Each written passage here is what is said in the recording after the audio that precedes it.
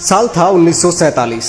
भारत आजादी की चौखट पर कदम रख रहा था, मगर दर्द, आंसू, अपनों को खोने के गम और विभाजन की कभी न भूले जाने वाली पीड़ा के साथ। जब सब लोग हिंदुस्तान की आजादी के लिए लड़ रहे थे तो आखिर क्यों हुआ विभाजन?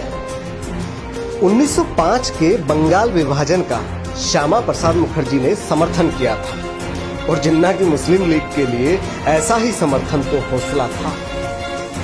हालांकि कांग्रेस ने बंगाल विभाजन का कड़ा विरोध किया और अंग्रेजों को 1911 में घुटने टेक कर यह विभाजन वापस लेना पड़ा। मगर भाजपा के पूर्वजों के देश तोड़ने के इरादे अभी रुके नहीं थे। 1937 में हिंदू महासभा का अध्यक्ष बनते ही सावरकर ने दो राष्ट्र के अपने इरादे यानी विभाजन के अपने कुटिल इरादे जाहिर कर दिए।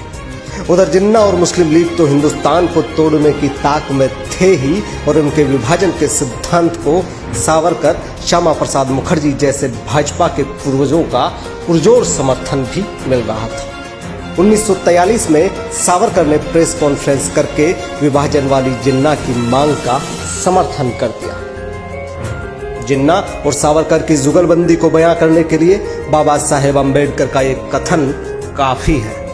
ये चाहे जितना विचित्र लगे, मिस्टर सावरकर और मिस्टर जिन्ना दो राष्ट्र के सवाल पर एक दूसरे का विरोध करने की जगह एक दूसरे से पूर्ण सहमति में है। इन सबके बीच ये याद रखना जरूरी है कि जब भारतीय राष्ट्रीय कांग्रेस देश के साथ मिलकर आजादी की लड़ाई लड़ रही थी, तब भाजपा के पूर्वज संघी मुस्लिम लीग के साथ सरकार चला रहे, अंग्रेजों के लिए मुखबिरी कर रहे थे।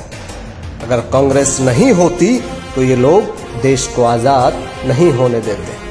अंत में जिन्ना, मुस्लिम लीग, सावरकर जैसों के कुटिल इरादे कामयाब हुए और 1947 में देश के दो टुकड़े हो गए। 10 लाख से ज्यादा लोग मारे गए, 1.5 करोड़ लोग बेघर हो गए और हमारे हिस्से में आ गया अंतहीन दर्द। ये दर्द अभी भी कम नहीं हुआ है, क्योंकि आज सावरकर और जिन्ना की सोच वाले लोग सत्ता में बैठकर देश को तोड़ने का काम कर रहे हैं, विभाजन के दर्द का जश्न मना रहे हैं, उन घावों को वापस कुरेद रहे हैं ताकि इनकी सत्ता सुरक्षित रहे। इनसे हमें सावधान रहना होगा, कहीं इनका लक्ष्य भारत का एक और विभाजन तो नहीं। जय हिंद।